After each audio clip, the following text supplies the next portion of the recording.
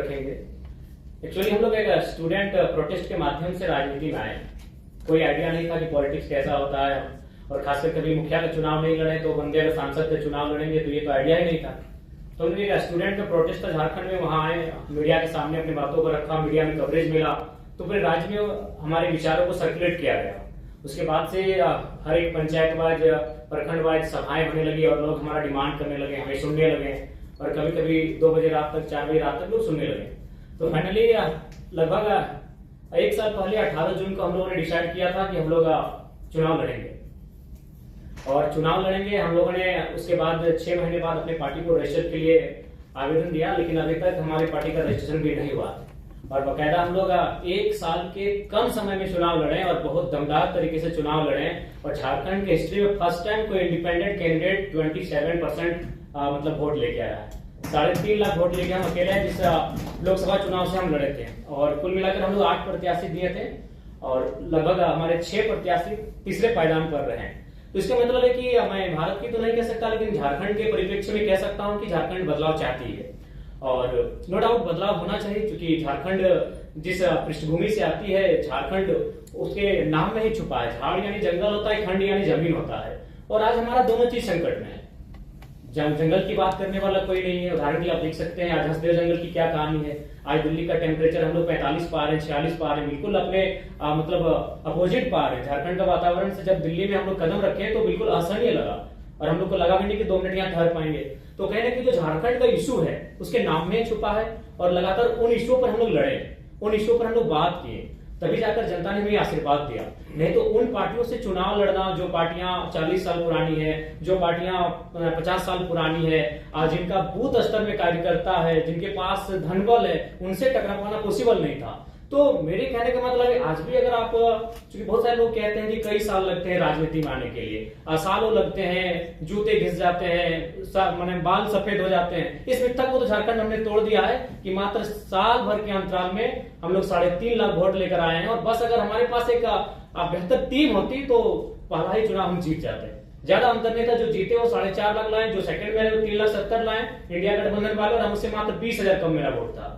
तो इस चीज को तो हमने झारखंड में मतलब एकदम क्लियर कट उत्तर दे दिया है कि समय और साल मायने नहीं रखता है, आपकी आइडियोलॉजी मायने रखती है। और हमारी आइडियोलॉजी स्पष्ट थी। हमने स्पष्ट कहा था चुनाव में कि आप जितने भी लीडर्स हैं, क्योंकि सबसे महत्वपूर्ण जो चीज आती है वो इकोनॉमी की आती है। आज हम यहाँ बैठे हैं, चाहे जिनका जो भी डिपार्टमेंट है, हम लोग कोई साधु संत सन्यासी है नहीं, पीर फकीर है नहीं, हम एक सामाजिक जीवन को जीने वाले हैं, गृहस्थ जीवन को जीने वाले लोग हैं। यानी हमारा सबसे जो महत्वपूर्ण विषय होगा इकोनॉमी होगा, हमारी संपत्ति होगी।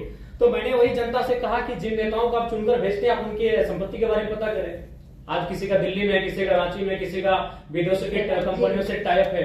एक आपकी बात बनाए भी है, इतना यूथ भी है, तो उसके बारे में आपको क्या लगता है? मेरी भी आशा है कि आप जैसे और लोग चुनाव जीते। हमें जरूरत है, इस बार सिर्फ 7 इंडिपेंडेंट कैंडिडेट हैं, हमें चाहिए कि एक स्ट्रॉन्ग डेमोक्रेसी के लिए और आए, क्योंकि आप मुद्दे उठा रहे हैं जो रेलेवेंट मुद्दे हैं।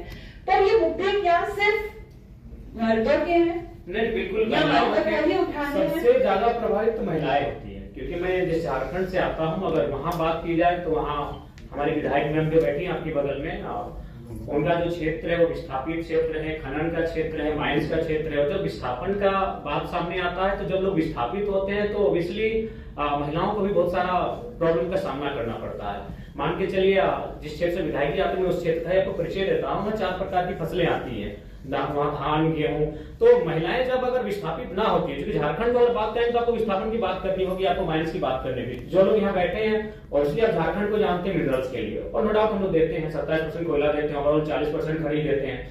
तो अगर हम विस्थापन जब ना होता है तो उस समय महिलाओं की भागीदारी होती है, खेती के माध्यम से हो, साग सब्जी के माध्यम से हो, यानी महिलाओं की परस्पर भागीदारी होती है। अगर पुरुष खेत को जोतने का काम करते हैं तो महिलाएं वहां धान उगाने का काम करती है, उसको रोपने का काम करती है, और फिर महिलाएं जब धान को काटती है तो पुरुष को खेत कर लेकर आते हैं, यानी 50-50% होता है। जब खेत हमारे पास होते हैं तो हमारे पास जो महिलाओं की भागीदारी होती है 50% होती है। लेकिन जब उस क्षेत्र से हम विस्थापित कर जाते हैं, वो क्षेत्र जब गवर्नमेंट किसी परियोजना के लिए ले लेती है तो महिलाएं शून्य हो जाती है, उनके हाथ कट जाते हैं। तो लाइक जब हम लोग न्यू झारखंड की बात करेंगे तो महिलाएं ऑब्वियसली बहुत भारी संख्या में होंगी, और इस चुनाव में हमारे पास जो मेरा वोट बैंक रहा 3.5 लाख, उसमें अगर रेशियो भी देखा जाए तो 60% यूथ थे, बाकी 40% महिलाएं थी। तो कहीं ना कहीं उसमें उस दिशा में हम लोग अच्छा काम किए हैं और महिलाओं को अच्छा कनेक्ट भी किए हैं, क्योंकि महिलाओं ने भी इस समस्याओं को देखा। आज अकॉर्डिंग टू कोरोना के टाइम का जो हमारे पास रिपोर्ट था, उसमें 12 लाख झारखंड के प्रवासी मजदूर मिले और उन प्रवासी मजदूर की जो पीड़ा है, उन महिलाओं ने भी घर बैठकर देखा कि दिवाली है, होली है या ईद है, उनके बेटे उन्हें प्रदेशों से बधाई भेजते हैं, उनके बेटे उनको विदेशों से बैठ के बधाई भेजते हैं। तो कहीं ना कहीं हमने उनको कनेक्ट किया, उन मुद्दों से महिलाओं को भी हमने कनेक्ट किया, इसीलिए महिलाएं भी खुलकर आई और हमारे पक्ष में मतदान किए। और हम आशा करते हैं, क्योंकि हम लोग बार बार कहें हम लोग एक लर्नर हैं और आज इस कॉन्फ्रेंस हॉल में हम लोग भी कुछ सीखने के लिए आए हैं। मैं आपको बताना चाहूंगा, मेरे गिरिडीह लोकसभा में 2261 बूथ हैं। हमको लगता है कि 1200 से 1300 बूथ में हमारा बूथ एजेंट बैठा था, 1000 बूथ में तो हमारा एजेंट नहीं बैठा था, और फिर भी हम लोग वोट गेन करके आए। तो हम लोग ऑब्वियसली लर्नर पीरियड में है और चीजों को जब हम लोग सीखेंगे और जब इस प्रकार दिल्ली में बैठकर, महाराष्ट्र में बैठकर, अन्य प्रदेशों के जाके कॉन्फ्रेंस में बैठेंगे, सेमिनारों में, संगठनों में हम लोग भाग लेंगे और उन चीजों को जब हम लोग सीख कर जाएंगे, कुछ परिपक्व होकर जाएंगे, तो अपने झारखंड में निसंदेह उसका इम्प्लीमेंट करेंगे और बेहतर करेंगे। हम आशा है कि आज जो प्रबुद्ध लोगों के बीच हम बैठे हैं, जब इनसे हम कुछ सीख कर जाएंगे तो आने वाले झारखंड में विधानसभा चुनाव नवंबर में है, हम लोग बेहतर करेंगे। और अखबार की सुर्खियों ने भी संदेश दिया है, हम लोग बेशक चुनाव हारे हैं, लेकिन आज 4 दिन से लगातार अखबार की सुर्खियों में यही रहा कि जयराम महतो हार के भी झारखंड के राजनीति के नायक बने। और बकायदा नेशनल न्यूज में भी हमें स्थान मिला, द हिंदू में स्थान मिला, द ललन टॉप भी गई थी हमारे इंटरव्यू के लिए। और यही नहीं, बाकी जो नेशनल पार्टियां हैं जिनका सिंबल है, वो भी अब हम लोग से टाई अप करने के लिए इंटरेस्ट जता रहे हैं। लेकिन हमने स्पष्ट कह दिया है कि आपकी आइडियोलॉजी हमसे मैच नहीं खाते, हम लोग न्यू पॉलिटिक्स करेंगे, क्योंकि आज हम लोग सिद्धांतिक पॉलिटिक्स की बात करने आए हैं, तो सिद्धांत से कोई समझौता नहीं होगा। 2 चुनाव और हारेंगे, 4 चुनाव और हारेंगे, नहीं जीतेंगे। हमारी जो नई पीढ़ी आएगी वहां से शुरुआत करेगी जहां से हम लोग छोड़ के जाएंगे, लेकिन सिद्धांत से कोई समझौता। थैंक यू जयराम जी। मेरी एक रिक्वेस्ट है, झारखंड के चुनाव आपकी पार्टी में, आपके मंच में महिलाओं का, और अगर उसमें हम कोई भी मदद कर सकते हैं, मुझे पता है हर कोई मदद करना चाहेगा, क्योंकि कभी भी कुछ नया शुरू होता है तो आशा का भी जन्म होता है। So we would love to help in any way possible. With that, I'm